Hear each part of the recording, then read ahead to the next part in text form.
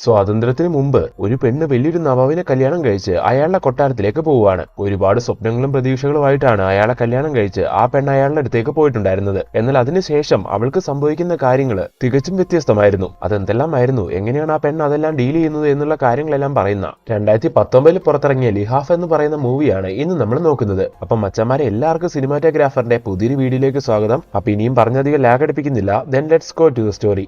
1942, അതായത് സ്വാതന്ത്ര്യം കിട്ടുന്നതിന് മുമ്പാണ് ഈ കഥ നടക്കുന്നത്. ഇസ്മത്ത് എന്ന് പറയുന്ന ഒരു വലിയ റൈറ്ററെ കാണിക്കുന്നു. ആ കാലത്ത് ഫെമിനിസത്തിനെ പറ്റിയും സ്ത്രീകളുടെ സ്വാതന്ത്ര്യത്തിനെ പറ്റിയൊക്കെ സംസാരിക്കുന്ന അങ്ങനത്തെ ഒരു റൈറ്റർ ആയിരുന്നു അവര്. പല കാര്യങ്ങളും അങ്ങനെ ഓപ്പൺ ആയിട്ട് എഴുതുന്നതുകൊണ്ട് തന്നെ പല വിമർശനങ്ങളും അവർക്ക് കിട്ടാറുണ്ടായിരുന്നു. അങ്ങനെ ഇരിക്കുന്ന സമയത്ത് അവളാണെങ്കിൽ അവളുടെ ഒരു ജീവിതാനുഭവം ഒരു ബുക്കായി എഴുതി പബ്ലിഷ് ചെയ്യുവാണ്. അതിൽ അവൾ എഴുതിയിരിക്കുന്ന കാര്യങ്ങൾ വലിയ ചർച്ചയ്ക്കും വിമർശനങ്ങൾക്കെല്ലാം വഴിവെക്കുന്നു. അങ്ങനെ ആ ബുക്ക് ബാൻ ചെയ്യണമെന്നും പറഞ്ഞ് ഒരു കൂട്ടം ആൾക്കാര് കോടതിയിൽ കേസ് കൊടുക്കുവാണ്. ഈ സമയത്ത് നമ്മുടെ നായിക അവളുടെ ഭർത്താവും കുട്ടിയൊക്കെ ആയിട്ട് ഒരു സന്തോഷപൂർണ്ണമായ ജീവിതം ജീവിച്ചുകൊണ്ടിരിക്കുകയായിരുന്നു. അങ്ങനെ ഇരിക്കുന്ന സമയത്ത് ഈ കേസുമായിട്ട് ബന്ധപ്പെട്ട് കുറച്ച് പോലീസുകാർ അവളുടെ വീട്ടിലേക്ക് എത്തുവാണ്. നിങ്ങൾ ലാസ്റ്റ് ആയിട്ട് എഴുതിയിരിക്കുന്ന ബുക്ക് വലിയ വലിയ പ്രശ്നങ്ങൾ ഉണ്ടാക്കിയിരിക്കുകയാണ്. നിങ്ങൾ അതിൽ എഴുതിയിരിക്കുന്ന കണ്ടന്റ് അത്ര നല്ലതല്ലാത്തതുകൊണ്ട് അതിനെതിരെ ഒരു കൂട്ടം ആൾക്കാർ കേസും കൊടുത്തിട്ടുണ്ട്. സോ നിങ്ങൾ കോടതിയിൽ വന്ന് മാപ്പ് പറയാൻ തയ്യാറായില്ലെങ്കിൽ നിങ്ങളെ ഞങ്ങൾക്ക് അറസ്റ്റ് ചെയ്യേണ്ടി വരുമെന്നൊക്കെ പോലീസുകാർ പറയുന്ന സമയത്ത് അങ്ങനെ മാപ്പ് പറയാനും മാത്രം ഞാൻ എന്ത് തെറ്റാ ചെയ്തത്? ഞാൻ ആ ബുക്കിൽ എഴുതിയത് എന്റെ ജീവിതത്തിൽ നടന്ന കുറച്ച് കാര്യങ്ങളാണ്. സോ ഈ ഒരു കാര്യത്തിന്റെ പേരിൽ എനിക്ക് മാപ്പ് പറയാൻ കഴിയില്ല. അതുകൊണ്ട് നിങ്ങൾ പറയുന്ന പോലെ കോടതി വന്ന് കേസ് നടത്താനാണെങ്കിൽ അങ്ങനെ ഞാൻ അതിന് തയ്യാറാണെന്നും പറഞ്ഞ് നായിക പോലീസുകാരുടെ കൂടെ അവിടെ നിന്ന് പോവുകയാണ്. ഈ സമയം ഇസ്മത്തിന്റെ ഭർത്താവാണെങ്കിൽ ഒരുപാട് സങ്കടപ്പെടുന്നു. ഈ സമയത്ത് നായിക ഭർത്താവിനോട് സംസാരിച്ച് അദ്ദേഹത്തിന് ധൈര്യം കൊടുക്കുന്നു.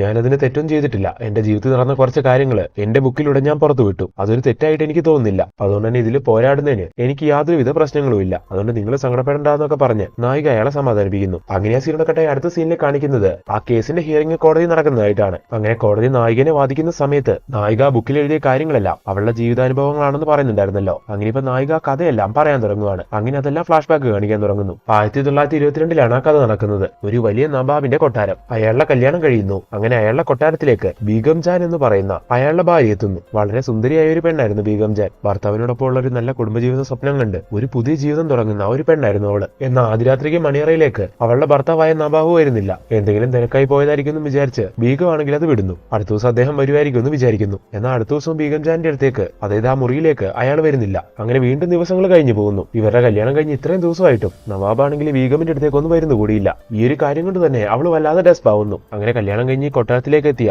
ഈ കഴിഞ്ഞ ദിവസങ്ങളിലെല്ലാം ബീഗം കൂടുതൽ സമയം ചെലവഴിച്ചത് ആ മുറി തന്നെയായിരുന്നു. അതുകൊണ്ട് തന്നെ അവളാണെങ്കിൽ ആ ബോറടിയൊക്കെ ഒന്ന് മാറ്റാൻ വേണ്ടി അവളുടെ പരിചാരകരുടെ കൂടെ ഒന്ന് പുറത്തു പോകാൻ തീരുമാനിക്കുവാണ്. അങ്ങനെ അവൾ അവരുടെ കൂടെ പോകുന്ന സമയത്ത് നവാബ് ഈ കാഴ്ച കാണുന്നു. അങ്ങനെ അവളോട് നീ എവിടെ പോവാ ഇങ്ങനെ ചോദിക്കുവാണ്. അപ്പൊ അവള് പറയാണ്, മുറി തന്നെ ഇങ്ങനെ അടഞ്ഞുകൂടിയിരുന്നിട്ട് എനിക്ക് വല്ലാതെ ബോറടിക്കുന്നു. സോ പുറത്തൊക്കെ ഒന്ന് പോവാന്ന് വിചാരിച്ചാ. ഇത് കേൾക്കുന്ന നവാബ് പറയാണ്, അതൊന്നും വേണ്ട, നീ നേരെ മുറിയിലേക്ക് പോവാൻ നോക്ക്, നിനക്ക് ആവശ്യമുള്ളതെല്ലാം അവിടെ കിട്ടും. ഇത് കേട്ട ബീഗം ആണെങ്കിൽ ശരി ഓക്കെ എന്നും പറഞ്ഞ് തിരിച്ചു പോവുകയാണ്. സംഭവം പുറത്തു പോകാൻ കഴിഞ്ഞില്ലെങ്കിലും അതിലൊരു സാഡ്നെസ് ഉണ്ടെങ്കിലും ഭർത്താവ് ആദ്യമായിട്ട് തന്നോട് സംസാരിച്ചതിന്റെ ഒരു സന്തോഷം അവളുടെ മുഖത്തുണ്ടായിരുന്നു. ഇന്നെങ്കിലും തന്റെ ഭർത്താവ് തന്റെ അടുത്തേക്ക് വരുമെന്ന് അവൾക്കൊരു പ്രതീക്ഷയുണ്ടായിരുന്നു. എന്നാൽ അന്നും അയാൾ വരുന്നില്ല. അങ്ങനെ ദിവസങ്ങൾ കഴിഞ്ഞു പോവാണ്. ബീഗം ഭർത്താവ് പറഞ്ഞ പോലെ ആ മുറിയിൽ തന്നെ അങ്ങനെ കഴിയാൻ തുടങ്ങുന്നു. അങ്ങനെ ആ മുറിയിൽ തന്നെ അടഞ്ഞുകൂടി ജീവിക്കുന്ന അവൾക്ക് ആകെയുള്ള ഒരു ആശ്വാസം എന്ന് പറഞ്ഞാൽ അവിടെയുള്ള ബുക്കുകളൊക്കെ ആയിരുന്നു. അതൊക്കെ വായിച്ച് ബെഡിൽ കിടന്ന് പരിചാരകർ കൊണ്ടുതരുന്ന ഭക്ഷണമെല്ലാം കഴിച്ച് അങ്ങനെ അവള് ജീവിതം തള്ളി നീക്കുവാണ്. അങ്ങനെ കുറെ നാൾ കഴിയുമ്പോഴേക്കും ഈ ശീലങ്ങളെല്ലാം അവളുടെ ആരോഗ്യം നശിപ്പിക്കുന്നു. അങ്ങനെ അവൾക്ക് വയ്യാതാവുകയാണ്. അങ്ങനെ ഡോക്ടർ വന്ന് ചികിത്സിക്കുന്ന സമയത്ത് ഡോക്ടർ നവാബിനോട് പറയുന്നുണ്ട്, ഇവളീ മുറി തന്നെ ഇങ്ങനെ അടഞ്ഞുകൂടിയിരിക്കുന്നതുകൊണ്ടാണ് അവളുടെ ഹെൽത്ത് ഇങ്ങനെ നാശമാവുന്നത്. പുറത്തിറങ്ങി നടക്കുകയോ ശുദ്ധമായി ശ്വസിക്കുകയോ ഒക്കെ ചെയ്താൽ തന്നെ ഓൾമോസ്റ്റ് ഇവൾ ഓക്കെ ആവും. അതുകൊണ്ട് തന്നെ ഈ മുറി തന്നെ ഇങ്ങനെ ഇരുത്താതെ മാക്സിമം പുറത്തേക്കൊക്കെ വിടാൻ ശ്രമിക്കണം. ഡോക്ടർ പറയുന്ന ഈ കാര്യങ്ങളെല്ലാം കേട്ട് നവാബ് തലയാട്ടുന്നുണ്ടെങ്കിലും അയാളാണെങ്കിൽ അങ്ങനെയൊന്നും ചെയ്യാൻ തയ്യാറാവുന്നില്ല. വെളിച്ചവും കാറ്റൊക്കെ അവിടുത്തെ ജനല് തുറന്നിട്ടാ കിട്ടും. പിന്നെ അവളുടെ ബോഡീന്റെ ഇഷ്യൂ, ബോഡിക്ക് എന്തെങ്കിലും പെയിനോ കാര്യങ്ങളൊക്കെ ഉണ്ടെങ്കിൽ അതിന് ബോഡി മസാജ് ചെയ്യാൻ ഒരാളെ നിർത്താമെന്നും പറഞ്ഞ് അയാളൊരു ലേഡീനെ അതിനുവേണ്ടി ഏർപ്പാടാക്കുവാണ്. അങ്ങനെ ആ ലേഡി ബീഗമിന്റെ മുറിയിലേക്ക് വരുന്നു. അങ്ങനെ വയ്യാതെ ഇറക്കുന്ന ബീഗമിന്റെ ബോഡിയിൽ അവള് മസാജ് ചെയ്ത് കൊടുക്കുവാണ്. ഈ സമയം ബീഗമാണെങ്കിൽ കരഞ്ഞു പോകുന്നു. അയ്യോ നിങ്ങൾ എന്തിനാ കരയുന്നേ? ഞാൻ മസാജ് ചെയ്ത സമയത്ത് എന്തെങ്കിലും വേദന എടുത്തോ? ഇങ്ങനെ മസാജ് ചെയ്യുന്ന ലേഡി ചോദിക്കുന്ന സമയത്ത് അതുകൊണ്ടല്ല, എന്റെ കല്യാണം കഴിഞ്ഞ് ഇത്രയും ദിവസങ്ങളായിട്ടും എന്റെ ഭർത്താവ് പോലും എന്റെ ബോഡിയിൽ ഒന്നും തൊട്ടിട്ടില്ല. ഇപ്പൊ നിങ്ങൾ എന്റെ ബോഡിയിൽ തൊട്ട് എന്റെ ബോഡി മസാജ് ചെയ്തപ്പോ എന്തോ ഒരു ഫീലിംഗ്സ് എന്റെ മനസ്സിലേക്ക് വന്നതാണ്. ഇങ്ങനെല്ലാം ബീഗം പറയുന്ന സമയത്ത് ആ ലേഡിക്ക് അവളുടെ അവസ്ഥ മനസ്സിലാവുന്നു. അങ്ങനെ പിന്നീട് അങ്ങോട്ട് എല്ലാ ദിവസവും ആ ലേഡി അവളെ മസാജ് ചെയ്യാൻ തുടങ്ങുന്നു. അതുപോലെ ആ മുറിയിൽ ഒറ്റയ്ക്ക് കഴിഞ്ഞുകൊണ്ടിരിക്കുന്ന ബീഗം ജാനിന് പിന്നീട് അങ്ങോട്ട് ആ ലേഡി ഒരു തുണയാവുന്നു. അങ്ങനെ അവര് തമ്മിലൊരു ഫീലിംഗ്സ് ഉണ്ടായി വരുന്നു. അതായത് അവര് തമ്മിലൊരു കെമിസ്ട്രി ഉണ്ടാവുന്നു. ഒരു ഘട്ടത്തിൽ അവര് തമ്മിൽ പ്രണയിക്കാനും തുടങ്ങുവാണ്. അങ്ങനെ ഇരിക്കുന്ന സമയത്താണ് ഒരു ചെറിയ പെൺകുട്ടിയെ കാണിക്കുന്നത്. ഇവളാണ് ഇസ്മത്ത്. അതായത് പ്രസന്റിലെ ആ കഥയെല്ലാം എഴുതി കോടതിയിൽ ആ പ്രശ്നങ്ങളെല്ലാം ആയി നിൽക്കുന്ന ആ റൈറ്റർ, അതായത് നമ്മുടെ നായിക. നവാബിന്റെ കൊട്ടാരത്തിന്റെ തൊട്ടടുത്ത് തന്നെയായിരുന്നു ഇസ്മത്തും അവളുടെ ഫാമിലി താമസിച്ചുകൊണ്ടിരുന്നത്. അങ്ങനെ ഇരിക്കുന്ന സമയത്ത് ഇസ്മത്തിന്റെ ഫാമിലിക്ക് എന്തോ ഒരു ആവശ്യത്തിന് വേറെ ഏതോ നാട്ടിലേക്ക് പോവേണ്ടി വരുവാണ്. സോ പോയി വരുന്നോളം വരെ ഇസ്മത്തിനൊന്ന് നോയിക്കോണെന്നും പറഞ്ഞ് നവാബിന്റെ വീട്ടിലാക്കിയിട്ടാണ് അവളുടെ ഫാമിലി അവിടുന്ന് പോകുന്നത്. അങ്ങനെ ബീഗം ജാന്റെ കൂടെ ആ കൊട്ടാരത്തിൽ കുറച്ചു ദിവസം താമസിക്കാന്നുള്ള ഒരു സന്തോഷത്തിൽ നമ്മുടെ നായിക അവിടെ നിൽക്കാൻ തുടങ്ങുന്നു. അങ്ങനെ വന്നു തന്നെ ആ കൊട്ടാരം മുഴുവൻ അവളെ ചുറ്റി നടന്ന് കാണുന്നുണ്ട്. ഇങ്ങനെ ഒരു അവസരം അവൾക്ക് കിട്ടിയാൽ അവൾ ഒരുപാട് സന്തോഷിക്കുന്നുണ്ട്. ഇതേ സമയം ആ കൊട്ടാരത്തിലെ മറ്റൊരു മുറിയിലെ ഒരു രംഗം നമ്മളെ കാണിക്കുവാണ്. ബീഗമിന്റെ ഭർത്താവായ നവാബില്ലേ, അയാൾ ഒരു ചെറിയ പയ്യനെ ആ മുറിയിലേക്ക് കൊണ്ടുവന്ന് അവിടെ വെച്ച് അവനുമായിട്ട് റൊമാൻസ് ചെയ്യുന്നു. ഇതിലൂടെ നമുക്ക് മനസ്സിലാക്കാൻ കഴിയുന്നുണ്ട് അയാൾക്ക് സ്ത്രീകളോടല്ല പുരുഷന്മാരോടാണ് താല്പര്യമെന്ന്, അതായത് അയാൾ ഗേ ആണെന്ന്. ഈ ഒരു കാരണം കൊണ്ടാണ് സുന്ദരിയായ ബീഗമിന്റെ അടുത്തേക്ക് ഒറ്റ തവണ പോലും അയാൾ പോവാത്തത്. ഇതേസമയം ബീഗമിന്റെ മുറി കാണിക്കുവാണ്. ഇപ്പൊ മുറിയിൽ ഇരുന്നുകൊണ്ട് ബീഗവും പിന്നെ മസാജ് ചെയ്യുന്ന ലേഡിയും പിന്നെ നമ്മുടെ നായികയും ഇവര് മൂന്നുപേരും കൂടി ചീട്ടെല്ലാം കളിക്കുന്നു. രാത്രിയാവുന്ന സമയത്ത് ആ മുറിയിലെ ഒരു സോഫയില് നായിക കിടന്നുറങ്ങുന്നു. അങ്ങനെ പാതിരാത്രി ആവുമ്പം മുറിയിൽ എന്തോ സൗണ്ട് കേട്ട് നായിക എഴുന്നേക്കുവാണ്. ആ സമയം മുറിയിലെ ലൈറ്റ് ഓഫ് ആയിരുന്നു. എന്നാൽ അവളാണെങ്കിൽ ബീഗമിന്റെ ബെഡില് ഒരു കാഴ്ച കാണുവാണ്.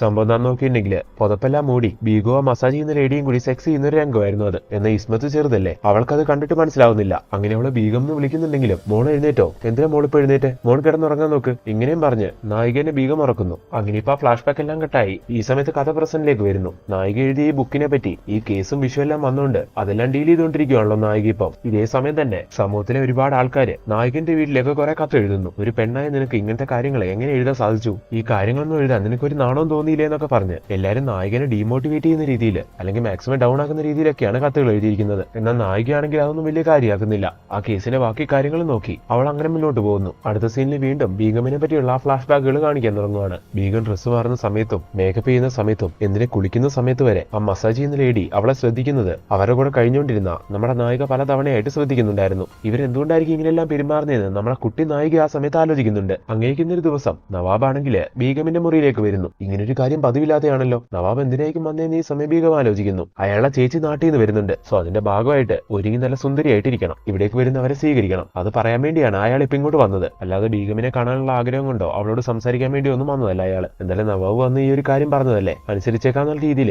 ചേച്ചിനെ സ്വീകരിക്കാൻ വേണ്ടി ബീഗം ഒരുങ്ങി നല്ല സുന്ദരിയായിട്ടിരിക്കുവാണ്. അവളെ റെഡിയാക്കുന്നതെല്ലാം ആ മസാജ് ചെയ്യുന്ന ലേഡിയാണ്. അങ്ങനെ അടുത്ത സീനില് നവാബിന്റെ ചേച്ചി അവിടേക്ക് എത്തുന്നതായിട്ട് കാണിക്കുന്നു. ഇപ്പൊ ചേച്ചിനെ അവര് നല്ല രീതിയിൽ സ്വീകരിച്ചു. അങ്ങനെ ചേച്ചിനോട് സംസാരിച്ചുകൊണ്ടിരിക്കുന്ന സമയത്ത് നവാബാണെങ്കിൽ അവരുടെ കുടുംബജീവിതം വളരെ നന്നായിട്ട് പോകുന്നു. ബീഗം അങ്ങനെയാണ്, ബീഗത്തിന് ഭയങ്കര സ്നേഹമാണ് തന്നോട്, അങ്ങനെയുള്ള രീതിയിൽ അവർ ഭയങ്കര സ്നേഹത്തിലാണ് കഴിഞ്ഞുകൊണ്ടിരിക്കുന്നതെന്നൊക്കെ തള്ളി മറിച്ചുകൊണ്ടിരിക്കുന്നു. ഈ സമയം ഇതെല്ലാം കേൾക്കുന്ന നവാബിന്റെ ചേച്ചി നിങ്ങൾ ഇത്രയൊക്കെ സ്നേഹത്തിലായിട്ടും നിങ്ങളുടെ ഇടയിലേക്ക് ഒരു കുഞ്ഞു വരാത്തത് എന്താണെന്ന് ചോദിക്കുന്നു. ഇത് കേൾക്കുന്ന സമയത്ത് ബീഗമിനാണെങ്കിൽ ആകെ ദേഷ്യം വരുവാണ്. ഇവരുടെ കല്യാണം കഴിഞ്ഞിട്ട് ഏകദേശം 6 മാസം കഴിഞ്ഞു. ഇതുവരെ അവരുടെ ആദ്യ രാത്രി നടന്നിട്ടില്ല. നവാബ് ഒരിക്കൽ പോലും അടുത്ത് വന്നിരുന്ന് ഒന്ന് സ്നേഹത്തോടുകൂടി സംസാരിച്ചിട്ട് കൂടിയില്ല. ഈ കാര്യങ്ങൾ കൊണ്ടൊക്കെ തന്നെ ആകെ ദേഷ്യം വരുന്ന ബീഗം ഒരു കുഞ്ഞിക്കാര് കാണാനൊക്കെ ചേച്ചി പറഞ്ഞാൽ എനിക്കും ആഗ്രഹമുണ്ട്, എന്നാൽ അതിന് ഞാൻ മാത്രം ആലോചിച്ചാൽ പോരല്ലോ, എന്റെ ഭർത്താവും കൂടി ആലോചിക്കണ്ടേ, അങ്ങേർക്ക് അതിലൊന്നും ഇൻട്രസ്റ്റ് ഇല്ലാന്ന് ഓപ്പൺ ആയിട്ട് പറയുന്നു. അങ്ങനെ അവരുടെ എല്ലാം മുമ്പില് നവാബിനെ നാണം കെടുത്തി നായിക അവിടെ എഴുന്നേറ്റും പോകുന്നു. ഈ സമയം ദേഷ്യം എന്ന നവാബാണെങ്കിൽ പുറകെ വന്ന് നീ എന്താണ് ഈ പറഞ്ഞത്, അവരുടെ മുമ്പിൽ വെച്ച് നീ എന്നെ നാണം കെടുത്തിയില്ലേ, നിനക്ക് ഇതിന്റെ ഒരു കാര്യം ഉണ്ടായിരുന്നോ എന്നൊക്കെ ചോദിക്കുന്നു. ഈ സമയം ബീഗം ആണെങ്കിൽ അയാൾ പറയുന്നതിന് ഒരു വിലയും കൊടുക്കാതെ നേരെ മുറിയിലേക്ക് വരുന്നു. ഇതേസമയം ഈ കാര്യങ്ങളെല്ലാം അറിഞ്ഞ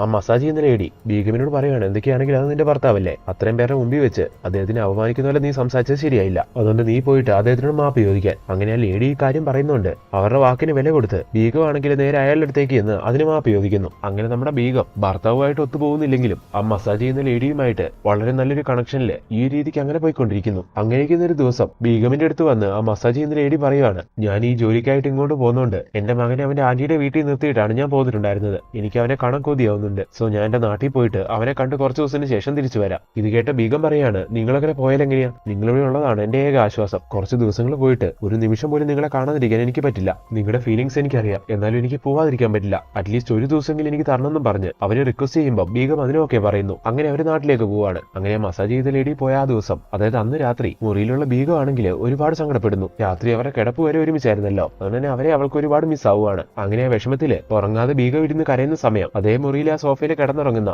നമ്മുടെ നായിക ഇത് കാണുന്നു. അങ്ങനെ നായിക എഴുന്നേറ്റ് വന്ന് ബീഗം എന്താ നിങ്ങൾക്ക് ബോഡി പെയിൻ ആവുന്നുണ്ടോ, വേണമെങ്കിൽ അവർ ചെയ്യുന്നവരെ ഞാൻ നിങ്ങൾക്ക് ബോഡി മസാജ് ചെയ്ത് തരാമെന്നും പറഞ്ഞ് നായിക ബോഡി എല്ലാം മസാജ് ചെയ്ത് കൊടുക്കുന്നു. ഈ സമയം ബീഗം മതി മറക്കുവാണ്. നായികന്റെ ഓരോ സ്പർശനത്തിലും ആ മസാജിംഗ് ലേഡി ചെയ്യുന്ന പോലെ അവൾക്ക് ഫീൽ ചെയ്യുന്നു. അങ്ങനെ നായിക അവളുടെ ജീവിതത്തിൽ നടന്ന ആ കാര്യങ്ങളെല്ലാം ആ ബുക്കിൽ എഴുതി പബ്ലിഷ് ചെയ്തുകൊണ്ടാണ് പ്രസന്റിൽ നായികയ്ക്കെതിരെ കേസും കൂട്ടങ്ങളെല്ലാം നടന്നുകൊണ്ടിരിക്കുന്നത്. ആ കാലത്ത് ആണും പെണ്ണും പ്രേമിക്കുക എന്ന് പറഞ്ഞാൽ തന്നെ പ്രശ്നങ്ങളായിരുന്നു. അപ്പോഴാണ് ഒരു പെണ്ണും പ്രേമിക്കുക എന്ന് പറഞ്ഞ ആ കാര്യങ്ങളെല്ലാം നായിക അവളുടെ ബുക്കിൽ വളരെ ഓപ്പൺ ആയിട്ട് എഴുതിയോണ്ട് തന്നെ അങ്ങനത്തെ ഒരു സംസ്കാരം നമ്മുടെ നാട്ടിലില്ല, ഇത് എഴുതിയത് തെറ്റാണെന്നുള്ള രീതിയിലൊക്കെ സമൂഹം നായികയ്ക്കെതിരെ സംസാരിക്കുന്നുണ്ടായിരുന്നു. അങ്ങനെയാണ് ഇത്രയും വലിയ കേസായത്. പ്രസന്റിൽ ആ കേസിന് വേണ്ടി കോടതിയിൽ വന്നിരിക്കുന്ന നമ്മുടെ നായികനെ ആ കേസിന്റെ ഹിയറിംഗ് കേൾക്കാൻ വേണ്ടി വരുന്ന ഒരുപാട് നാട്ടുകാര് ഒരുപാട് ചീത്ത വിളിക്കുന്നുണ്ട്. അങ്ങനെ ഇപ്പൊ ആ കാര്യങ്ങളെല്ലാം കാണിച്ചുകൊണ്ട് വീണ്ടും നായികന്റെ ജീവിതാനുഭവങ്ങളുടെ ബാക്കിയുള്ള കാര്യങ്ങൾ കാണിക്കാൻ തുടങ്ങുന്നു. അന്ന് ആ മസാജിംഗ് ലേഡി ഇല്ലാത്ത ആ ദിവസങ്ങളിൽ നായിക ബീഗമിന് മസാജ് ചെയ്ത് കൊടുക്കുമ്പോൾ ബീഗമിന് ആ മസാജിംഗ് ലേഡിനെ പോലെ നായികനെ ഫീൽ ചെയ്യുന്നു. അങ്ങനെ അവളെന്താ ചെയ്യുന്നതെന്ന് നോക്കിയിട്ടുണ്ടെങ്കിൽ നമ്മുടെ കുഞ്ഞു നായികയോട് റൊമാൻസ് ചെയ്യുന്നു. അങ്ങനെ ഒരു കാര്യം അവൾക്ക് സംഭവിക്കുമെന്ന് അവൾ ഒട്ടും വിചാരിച്ചിട്ടുണ്ടായിരുന്നില്ല. അങ്ങനെ ആ ഒരു കാര്യം കൊണ്ട് ബീഗമിനോട് അവൾക്കൊരു പേടിയാവുകയാണ്. പിന്നീടുള്ള ദിവസങ്ങളിൽ ബീഗമിന്റെ മുറിയിലേക്ക് പോകാൻ പേടിയായ അവള് അടുക്കളയിലാണ് കിടന്നുറങ്ങിയിരുന്നത്. അങ്ങനെ നമ്മുടെ നായിക അവളുടെ ജീവിതത്തിൽ സംഭവിച്ച ആ സംഭവങ്ങളെല്ലാം വളരെ ഓപ്പൺ ആയിട്ട് അവളുടെ ബുക്കിൽ എഴുതിയിട്ടുണ്ടായിരുന്നു. ആ കാര്യമാണ് അവൾ ചെയ്ത തെറ്റ്. നമ്മുടെ സംസ്കാരത്തിന് ചേരാത്ത ഈ ഒരു കാര്യം അവൾ അങ്ങനെ ഓപ്പൺ ആയിട്ട് അവളുടെ ബുക്കിൽ എഴുതിയോണ്ടാണ് ഈ കേസും പ്രശ്നങ്ങളെല്ലാം ഉണ്ടായത്. നമ്മുടെ നായികയുടെ ബീഗം അങ്ങനെയെല്ലാം ചെയ്തിട്ടുണ്ടായിരുന്നെങ്കിലും ബീഗമിന്റെ അവസ്ഥ എന്താണെന്ന് നായികയ്ക്ക് നന്നായിട്ട് അറിയായിരുന്നു. പ്രധാനമായിട്ടും അവളെ ആ തനിമയാണ് അവളെ കൊണ്ട് അങ്ങനെയെല്ലാം ചെയ്യിപ്പിക്കുന്നത്. മനുഷ്യരല്ലേ, അങ്ങനെയുള്ള ആഗ്രഹങ്ങളും വികാരങ്ങളെല്ലാം എല്ലാവർക്കും ഉണ്ടാവില്ലേ. കല്യാണം എല്ലാം കഴിഞ്ഞ് ഒരു നല്ല കുടുംബജീവിതവും സ്വപ്നം കണ്ടുവന്നതാണ് അവൾ അവിടേക്ക്. എന്നാൽ അവൾക്ക് അതൊന്നും കിട്ടാതെ പോയപ്പോൾ ആ നിരാശയും വിഷമം കൊണ്ട് അല്ലെങ്കിൽ അവളുടെ അവസ്ഥ കൊണ്ട് അവൾ ഇങ്ങനെയെല്ലാം കാട്ടിക്കൂട്ടുന്നതാണ്. അങ്ങനെ ആ കാര്യങ്ങളെല്ലാം പറഞ്ഞുകൊണ്ടായിരുന്നു നായിക അവളുടെ അനുഭവങ്ങൾ ആ സ്റ്റോറിയിൽ അവസാനിപ്പിച്ചിട്ടുണ്ടായിരുന്നത്. അങ്ങനെ ഇപ്പൊ പ്രസന്റ്ലി നമ്മുടെ നായിക അവൾ ആ ബുക്കിൽ എഴുതിയ കാര്യങ്ങളെ പറ്റിയല്ല കോടതിക്ക് പറഞ്ഞു മനസ്സിലാക്കി കൊടുക്കുന്നു. അങ്ങനെ കാര്യങ്ങളെല്ലാം കേട്ട് കഴിഞ്ഞ കോടതി ഈ കേസിനൊരു വിധി പറയുവാണ്. ശരിക്കും നായിക ബുക്കിൽ എഴുതിയ കാര്യങ്ങൾ അങ്ങനെ തെറ്റൊന്നും പറയാൻ കഴിയില്ല. എല്ലാവരുടെയും ജീവിതം ഡിഫറന്റ് ആണ്. അതുപോലെ ഒരു വ്യത്യസ്ത ജീവിതം നായിക അവളുടെ ജീവിതാനുഭവങ്ങൾ വെച്ച് വായനക്കാരിലേക്ക് എത്തിച്ചു. ഒരു സ്ത്രീക്ക് സംഭവിക്കുന്ന മാനസിക പിരിമുറുക്കങ്ങൾ ഏതൊക്കെ രീതിയിലേക്ക് അവളെ ചേഞ്ച് ആക്കുമെന്ന് അതിലൂടെ കാണാൻ കഴിഞ്ഞു. അതുകൊണ്ട് നായികന്റെ പേരിൽ ഒരു കുറ്റവും ഇല്ല. നായിക മാപ്പും പറയണ്ടെന്നുള്ള രീതിയിൽ നായികനെ കോടതി വെറുതെ വിടുന്നു. അങ്ങനെ ആ കേസ് ജയിച്ച് നായിക പുറത്തേക്ക് വരുന്ന ഒരു സീക്വൻസ് കാണിച്ചുകൊണ്ട് അങ്ങനെ ഈ മൂവി എൻഡ് ചെയ്യുന്നു. മൂവിന്റെ അവസാന ഭാഗത്ത് ഇസ്മത്ത് എന്ന് പറയുന്ന യഥാർത്ഥ ലേഡീന്റെ ഒരു പിക്ചർ നമുക്ക് കാട്ടിത്തരുന്നുണ്ട്. ശരിക്കും ഇതാ ഓദറിന്റെ ജീവിതത്തില് റിയലായിട്ട് നടന്ന ഒരു കാര്യമാണ്. സോ ആ കാര്യങ്ങൾ ആസ്പദമാക്കിയിട്ടാണ് ഈ മൂവി എടുത്തിട്ടുള്ളത്. അന്നത്തെ കാലത്തും ഒരു മടിയും കൂടാതെ ആ കാര്യങ്ങളെല്ലാം അവരവരുടെ ബുക്കിലൂടെ തുറന്ന് എഴുതിയോണ്ട് ഗവൺമെന്റ് ഓഫ് ഇന്ത്യ 20ാം നൂറ്റാണ്ടിലെ the most powerful voices in Urdu ലിറ്ററേച്ചറിൽ അവർക്ക് പത്മശ്രീ കൊടുത്ത് ആദരിച്ചു. അങ്ങനെ ഇത്രയും കാര്യങ്ങൾ പറഞ്ഞുകൊണ്ട് ഈ മൂവി നമ്മൾ എൻഡ് ചെയ്യുവാണ്.